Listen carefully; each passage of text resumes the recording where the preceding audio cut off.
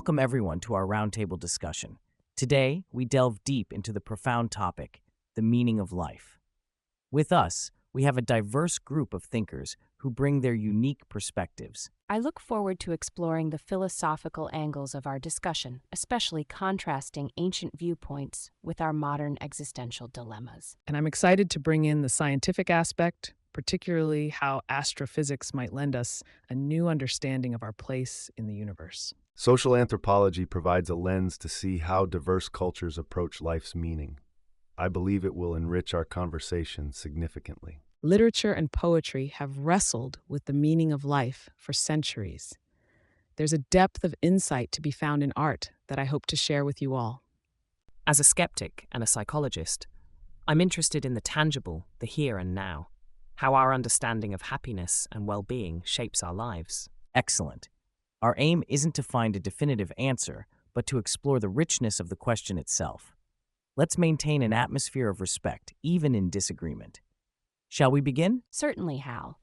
Though I must state, given the complexity of life's essence, our philosophical inquiries may not always align with empirical evidence.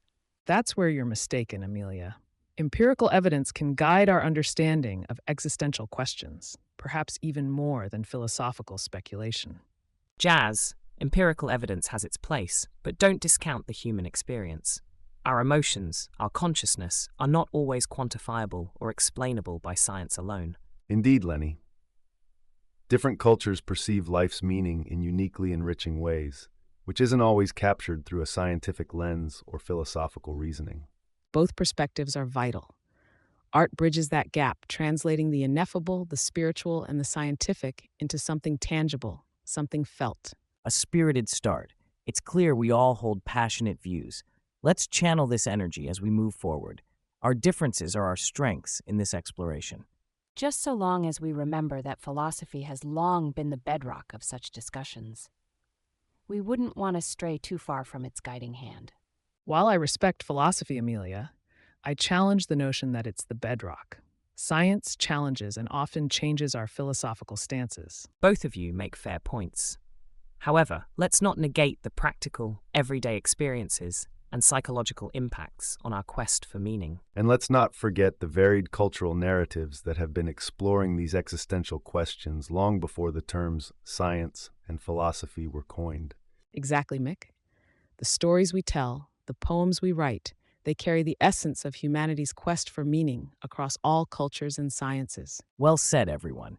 It's clear this discussion will not lack for depth or diversity of thought. Let's proceed with an open mind and a keen spirit.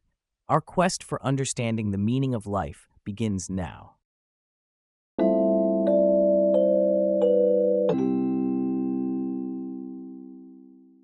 Welcome, everyone. Let's dive into our first focus, happiness and its role in defining the meaning of life. Amelia, your thoughts? Thank you, Hal. From Plato to Aristotle, and even modern thinkers like Nietzsche, there's a consensus that happiness is not merely the highest good, but the essence of a meaningful life. However, they differ vastly on how to achieve it. Aristotle's eudaimonia is particularly compelling, suggesting that true happiness comes from fulfilling one's purpose. While historical perspectives are valuable, recent psychological research suggests that happiness is much more complex. It's not just about achieving goals or fulfilling a purpose, but about subjective well-being. And let's not ignore the role of genetics and environment in shaping our happiness. I have to jump in here. Cross-cultural perspectives offer a fascinating contrast. Happiness isn't universally conceptualized as achieving personal goals. In many societies, communal harmony and fulfillment play a larger role, so this Western obsession with individual purpose might not be as universal as we think. That's a fair point, Mick, but let's not overlook the power of individual agency in achieving happiness. Philosophically speaking, there's something deeply fulfilling about carving out your path and finding your essence through personal achievement. But you're all dancing around the elephant in the room, science. Neuroscientific studies show that happiness can be seen in the brain, physical responses to stimuli. It's not all lofty ideals and personal fulfillment. There's a biological basis that we can't ignore. Yet, Jazz, that reductionist view, doesn't fully capture the human experience. Feelings of achievement, belonging, and purpose contribute to happiness in ways that neurotransmitters alone can't explain. The brain's response is a part, not the whole. Let's not forget the role of narrative here. Literature has always grappled with the concept of happiness, often suggesting that it's the struggle, the journey, with all its ups and downs, that imbues life with meaning. It's not just the end goal, but the pursuit itself. Exactly, Izzy. And in many cultures, that narrative is collective rather than individual. Happiness and meaning come from one's place in the larger story, the community, not just personal achievement or individual destiny. While I appreciate the emphasis on community, Mick, the quest for meaning and happiness as philosophical endeavors cannot be dismissed.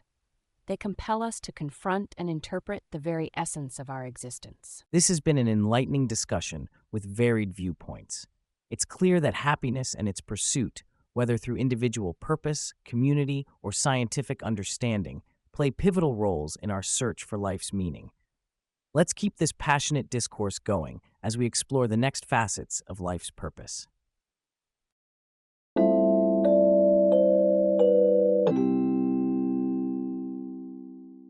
Let's delve into a topic that's both challenging and illuminating: the impact of suffering and adversity on life's significance. Lenny, your work with individuals facing profound hardship gives you a unique perspective. Can you start us off? Certainly, Hal. The fundamental aspect of human psychology I've observed is that adversity isn't just a barrier. For many, it becomes a crucible for finding deeper meaning in life. It's undeniable that overcoming challenges often leads people to a profound understanding of their own capacity for strength and compassion. I appreciate that view, Lenny, but from a philosophical standpoint, it's essential to question if we're romanticizing suffering. Is it necessary for meaning, or is our obsession with finding good in the bad a coping mechanism, detracting from the absurdity of existence itself? It's more than a mere coping mechanism, Amelia. It's about the human spirit's indomitable will to find purpose and to forge a sense of personal identity through the fires of trial. But let's not gloss over the narratives that emerge from suffering in literature.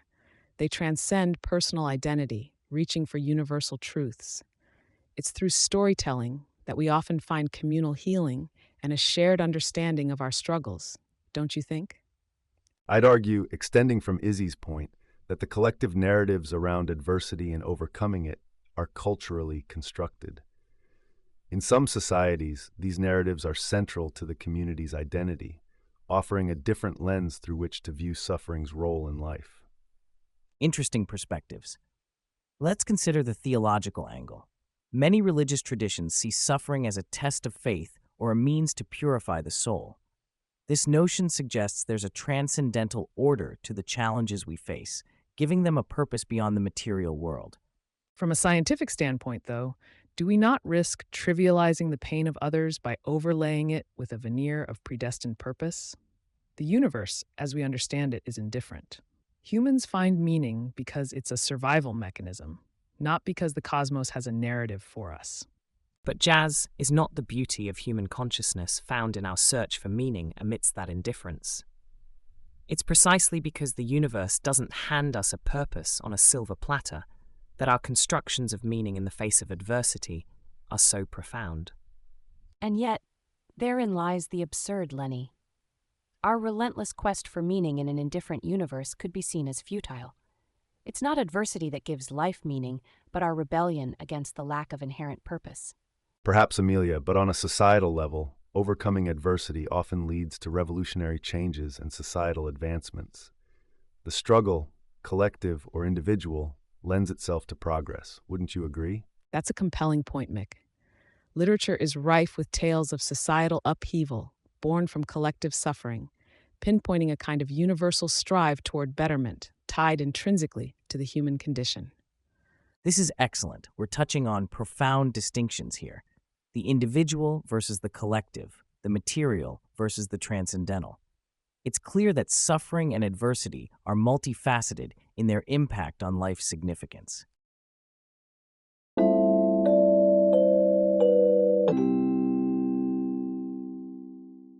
Let's dive into the intriguing debate on destiny versus free will. Amelia, could you start us off with your philosophical perspective? Certainly, Hal. The crux of the matter, in philosophical circles, historically leans towards a complex interplay between determinism and the autonomy of free will. If we strictly adhere to determinism, the concept of free will seems like an illusion. But Amelia, doesn't that perspective somewhat diminish the value of human agency? From a psychological viewpoint, believing in free will can significantly impact our mental health, giving individuals a sense of control over their lives. Interesting, Lenny, but let's not forget the implications of physics and neuroscience. There's compelling evidence suggesting that much of what we do is governed by neural processes beyond our conscious control. Doesn't that nudge us towards determinism? Yet Jazz deterministic views don't account for the moral responsibility we attribute to human actions. If everything is determined, how do we ascribe responsibility? A pertinent point, Amelia. But let's consider the religious perspective, where destiny is often seen as divinely ordained. It doesn't necessarily negate free will, but implies that our choices are part of a larger predetermined plan. Hal, with all due respect, that viewpoint straddles the line very conveniently. How does one reconcile the existence of suffering and evil with a divinely orchestrated destiny? Jazz has a point. It's a bit of a paradox, isn't it? Yet, the belief in free will empowers one to find purpose and meaning amidst suffering, doesn't it, Hal? It does, Lenny. But that belief doesn't easily answer the complexities introduced by scientific inquiry, which Jazz pointed out. This intersection of science and religion continues to challenge our understanding of free will. The real dilemma arises when we try to create a coherent narrative that includes moral responsibility, scientific insights, and the human need for meaning. Choosing between determinism and free will is so black and white. Exactly. And that's where science does not claim to have all the answers, but it does challenge us to reconsider simplistic notions of free will in light of new evidence. Still, I'd argue we cannot live effectively without the operational belief in our agency. It's fundamental to how we construct our identities and make sense of our actions. Fair point, Lenny. The belief in free will supports the notion that we are architects of our destiny to some extent, which is essential for our existential quest for meaning. This has indeed been a spirited debate, highlighting the tension between determinism, the belief in free will, and the search for meaning. Both science and philosophy provide valuable perspectives, yet it seems we are far from reaching a consensus. Thank you all for your insightful contributions.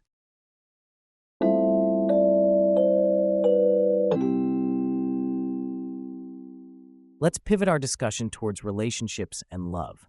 How do they play into understanding the meaning of life, from your perspective?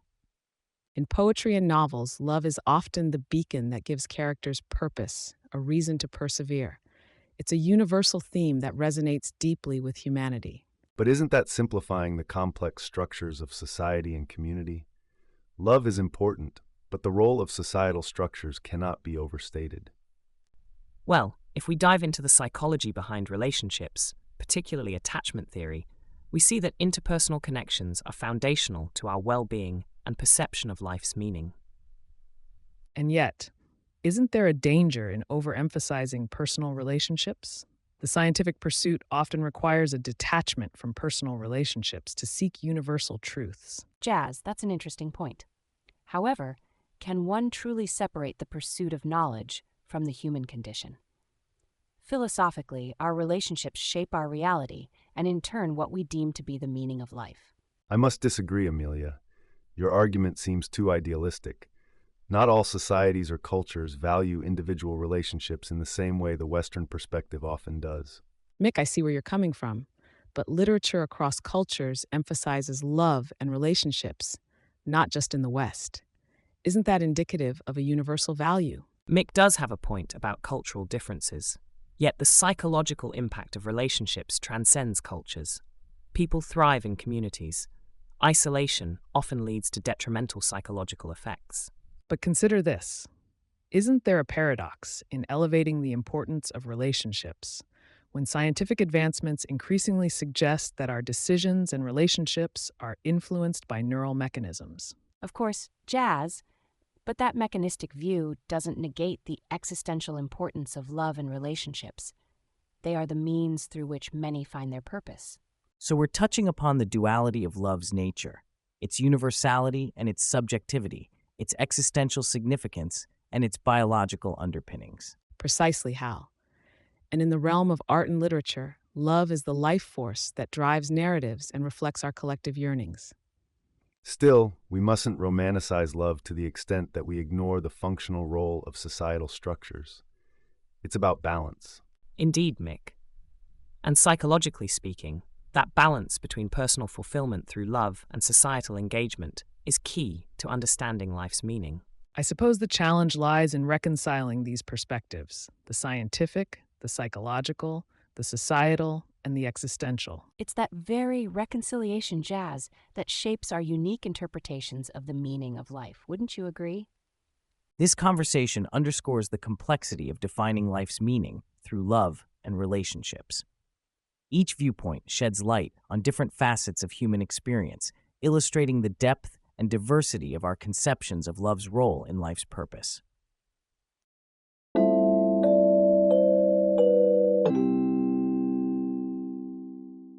Let's delve into the significance of achievements and success in life's fulfillment.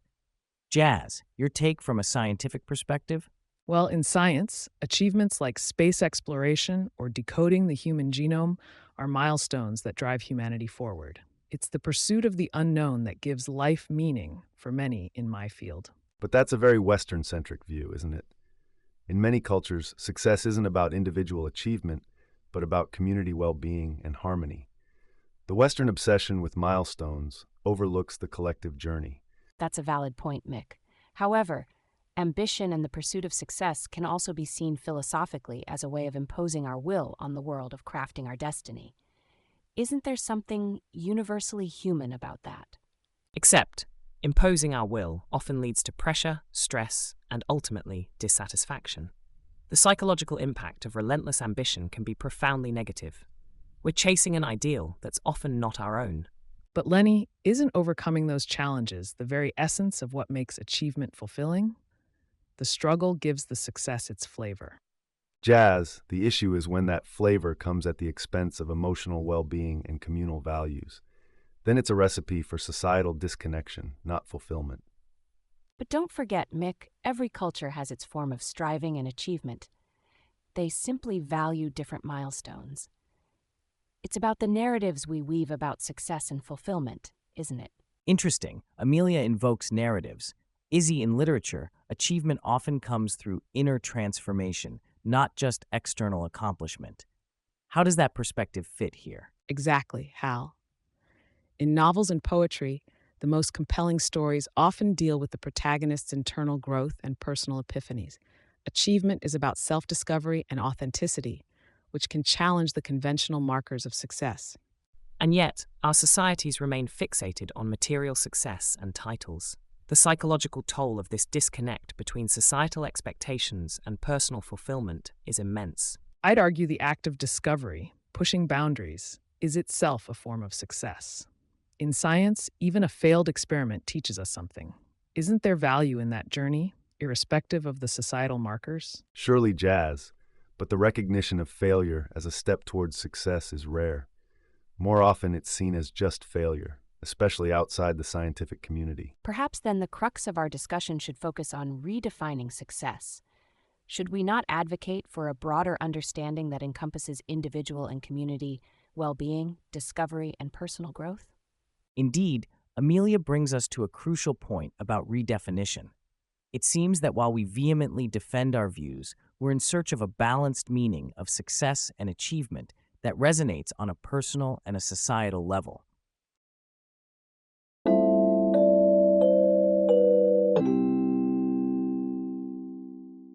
Let's delve into the profound relationship between spirituality, religion, and the quest for life's meaning. I believe spirituality provides a framework that enriches our lives with purpose and direction. While I see your point, Hal, I argue that it's inherently an existentialist viewpoint that we create our essence through the beliefs we choose to adopt. Spirituality, in this sense, can be a choice rather than a given framework. That's an interesting perspective, Amelia. But let's not overlook the fact that science and spirituality are not always at odds. The awe and wonder the universe inspires often intersect with spiritual feelings and questions about our place in it all. Jazz, you touch upon a significant point. However, let us not confound the emotional responses to the universe with the structured beliefs and narratives built within religions.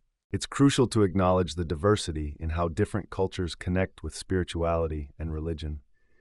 These systems often offer community and a sense of belonging, which are fundamental human needs.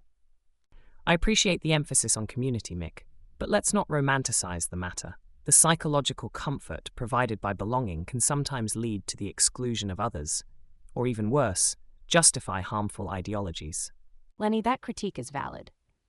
Yet shouldn't we consider the personal growth and moral guidance that religious narratives can offer individuals? They serve as a moral compass for many. Amelia raises a good point, but we must be cautious not to generalize the utility of that moral compass. What's moral in one religion can be quite the opposite in another, or from a scientific viewpoint.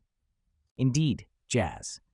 The diversity in moral interpretations across religions and cultures challenges the notion of a universal meaning of life provided by spirituality or religion.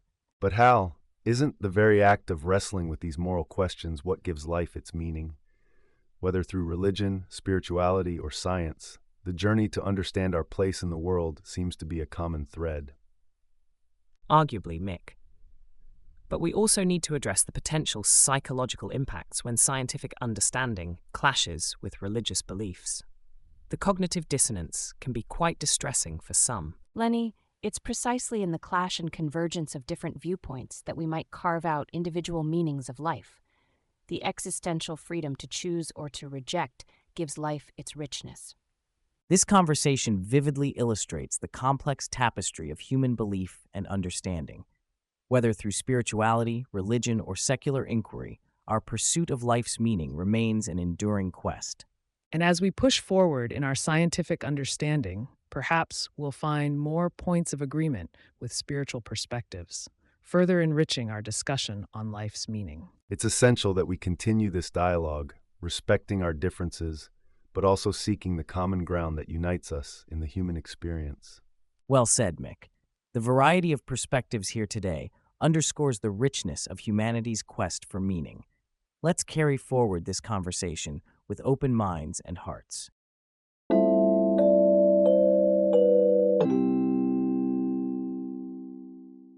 Let's shift our focus to the role of nature and the universe in defining the essence of life. Jazz, can you kick us off with your astrophysical perspective? Sure, Hal. It's fascinating when you consider the scale of the universe and humanity's place within it. Our existence is a mere blip in cosmic terms, yet I'd argue this understanding doesn't diminish, but rather enhances the meaning we assign to life. The awareness of our smallness in the vast expanse can drive us to find significance in our actions and connections. That's a beautiful perspective, Jazz, and literature echoes it vividly. Take, for example, the way nature imagery is used in poetry. It often symbolizes the larger cycle of life, connecting individual human experiences to universal truths. But I'm curious, doesn't this vastness you talk about also lead to feelings of insignificance? It certainly can, Izzy, but it's about context. Realizing the universe's immensity and our brief moment in it can be humbling, yet it also makes our pursuit of knowledge and connection all the more precious. I'd like to add to that from an anthropological viewpoint. Indigenous cultures have long viewed nature and the cosmos as integral to life's meaning. There's a deep interconnectedness between life and the natural world that modern societies tend to overlook. This connection is something we've lost, but desperately need to reclaim for our spiritual and perhaps survival's sake. Interesting point, Mick, but careful not to romanticize. While we can learn much from Indigenous perspectives, it's also crucial to base our understanding on scientific evidence. Jazz, I respect the scientific approach, but I believe there's also wisdom in lived experience and tradition that science can occasionally overlook. Mick raises a valid point. Science and tradition aren't mutually exclusive in seeking life's meaning. Philosophy often bridges this gap, suggesting that understanding our place in nature can lead to a more profound understanding of our own existence. This synthesis of knowledge and wisdom can guide our ethical and existential considerations.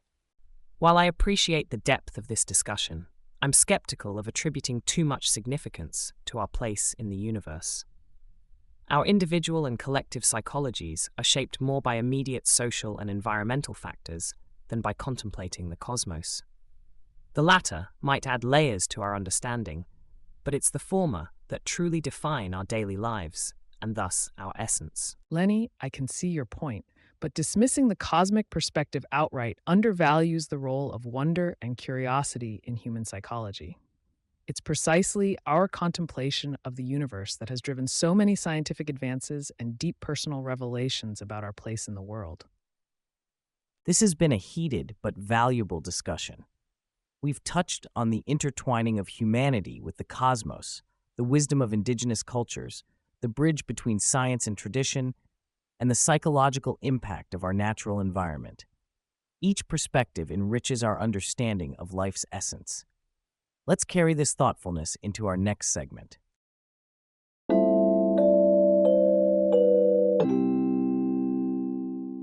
Let's delve into the profound impact of creativity and self-expression on finding life's purpose. Izzy, your thoughts? Creativity isn't just an outlet, it's the essence of what makes us human.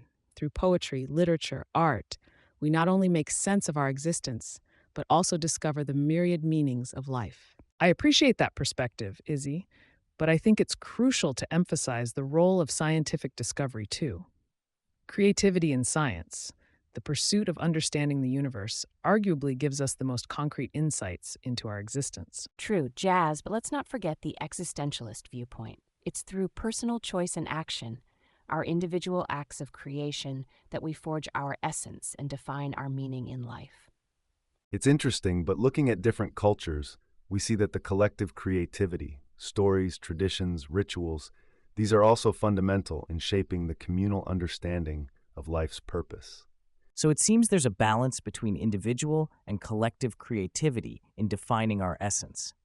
Absolutely, but let's not underplay the personal aspect. Creating art or literature is often a solitary journey of self-discovery and meaning-making. Hold on, though. The psychological impact of creativity shouldn't be oversimplified. For some, the struggle for creativity leads to frustration, not fulfillment. The pursuit of meaning through creativity isn't a one-size-fits-all solution. Lenny, that's a valid point, but consider the leaps in understanding and technology due to creative thought. Isn't the very progress of humanity linked to our ability to think creatively and innovate?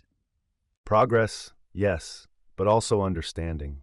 Indigenous cultures, for instance, use creativity to express their deep connection with nature, weaving it into their collective identity and sense of purpose. That's a poignant observation, Mick. It highlights that creativity is not just about self-expression, but also about connecting with something greater than oneself, be it nature, community, or the cosmos.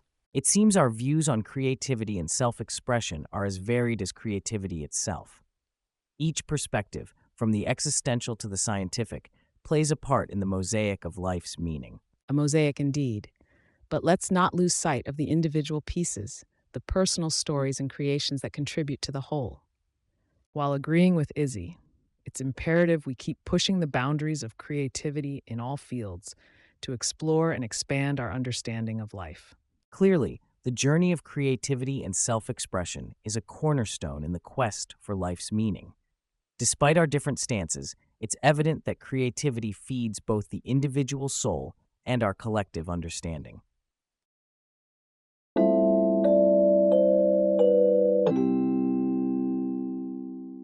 Well, let's delve into the complex relationship between morality, ethics, and the meaning of life. Amelia, your stance on this is quite intriguing. Would you mind starting us off? Certainly, Hal. I posit that the meaning of life can only be understood through a lens of moral relativism.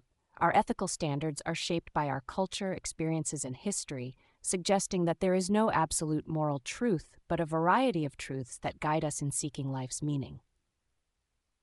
That's a slippery slope, Amelia. If we follow that argument to its logical conclusion, aren't we risking moral anarchy? If everything is relative, how do we condemn atrocities or universal wrongs? There must be some underpinning of absolute morality. I understand your concern, Lenny. However, acknowledging the diversity of ethical beliefs doesn't necessarily lead to moral anarchy. It promotes understanding and tolerance, essential for coexistence. Universal wrongs can still be condemned based on a collective agreement of harm. But Amelia, Lenny does have a point about the necessity for a universal moral compass, especially when discussing the meaning of life across different cultures. Scientific advancements, particularly in neuroscience and psychology, demonstrate that there are inherent moral inclinations in humans. Does that not suggest a baseline for morality? Jumping in here, Jazz's mention of inherent moral inclinations ties in well with my research on societal structures. Each society may have its norms and ethical codes, but underlying those are basic human instincts towards certain moral behaviors. It's not entirely relativistic nor absolutely universal. So we're circling around the idea that there's a middle ground, a foundation of basic moral principles, perhaps guided by our innate tendencies, but interpreted differently across cultures. That sounds dangerously like trying to have our cake and eat it too. The beauty and struggle of humanity's search for meaning comes from our divergent perspectives, including on morality and ethics. We create art, literature, and philosophies based on our unique understandings and ethical standpoints. This diversity is what makes life's pursuit of meaning so rich. But Izzy, don't you think there's a risk in glorifying ethical diversity so much that we lose sight of the quest for a common good? Yes, diversity enriches us, but without a shared moral framework, how do we unite in our human endeavors? The quest for a common good, Lenny, doesn't require us to forfeit our diverse perspectives. It's about finding harmony in our differences, not erasing them. Our debates, our discussions, even our disagreements, they're all part of the human experience, contributing to our collective search for meaning. Adding to Amelia's point, our diverse perspectives, including on ethics, force us to confront and reflect on our values constantly. This reflection is pivotal in understanding the meaning of life, as it pushes societies and individuals to evolve. This has been a spirited debate, and if there's one thing clear, it's that morality and ethics are deeply entwined with our search for the meaning of life. Whether our views align more with absolutism or relativism, the discussion itself enriches our understanding and pushes us to reflect on our own beliefs. Let's carry this openness and introspection into our final segment.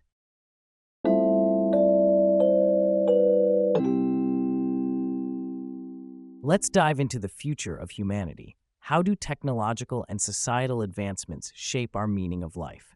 Jazz, kick us off, please. Well, Hal, when we talk about the future, we can't ignore the potential of space exploration and artificial intelligence. The expansion into space redefines our place in the universe, making our traditional concepts of life's meaning almost quaint. I must interject, Jazz. While space exploration is fascinating, it's the societal changes on Earth that more immediately impact our narratives about life's purpose. Technology, especially social media, has already transformed how we connect and find community. I find Mick's point to be critical. The psychological impacts of these societal shifts cannot be understated. Our understanding of self and community is evolving with technology, often not for the better, I dare say. Both of you make compelling arguments, but aren't we missing the essence here? Regardless of technological advancement, the fundamental existential questions remain the same. It's how we address them that may change, not what those questions are. Amelia, I disagree. When AI reaches a point where it surpasses human intelligence, what the questions are will indeed change. We're looking at a potential future where the meaning of being human might shift dramatically. But Jazz, isn't there a risk in overestimating technology's impact on these existential questions? For centuries across all societies, certain aspects of the human condition have remained unchanged. Community, relationships, the search for purpose. Interrupting, but it's precisely these aspects, community, relationships, that are being redefined by technology. Look at the rise of virtual relationships. Doesn't that challenge our very notions of connection and thus life's meaning? Exactly my point, Lenny. But again, doesn't this circle back to existentialism? Even virtual relationships invite us to consider our essence, our authenticity. The medium changes, yet the existential quest continues. So it seems we're caught between embracing the unparalleled change technology brings and acknowledging the unchanging nature of our existential quests. Izzy, your thoughts? The discussion is fascinating. The future will blend these views, crafting an understanding of life that respects our existential roots while navigating unprecedented technological landscapes. The creative and expressive capacities of humanity will adapt as they always have. And yet, the challenge remains for psychology to understand and mitigate the possible negative impacts of these transitions on individual well-being. Which brings us full circle to the significance of scientific advancement, not just for its own sake, but for how it helps us grapple with these age-old existential questions in new contexts. Thank you all. It's clear that as much as technology and society may evolve, the quest for meaning, the essence of what makes us human, persists at the heart of our discussions, though it may wear new clothes in the age of AI and space exploration.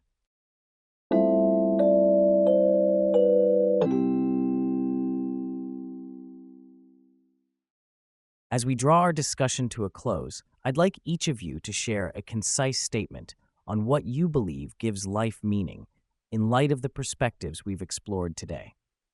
Amelia, let's start with you. Well, if there's anything I've held on to more firmly through this discussion, it's the existential belief that we must create our own meaning through choices and actions. Even in the face of disagreements, this principle stands strong for me. Amelia, while I appreciate your existentialist perspective, I must lean heavily on the psychological aspect. Our understanding of meaning often emerges through our coping mechanisms, our social connections, and the narratives we build from our experiences. It's less about grand choices and more about our everyday resilience. Lenny, that's a fair point. But don't you think those narratives and daily experiences are also shaped by our creative expressions and the literature we immerse ourselves in? The stories we tell and those we are told hold profound power in shaping what we see as meaningful. As much as I value creativity, Izzy, from a scientific standpoint, understanding our place in the universe gives life immense meaning. Our explorations, discoveries, and the pursuit of knowledge push us beyond mere survival and help us see our connections to a larger cosmos.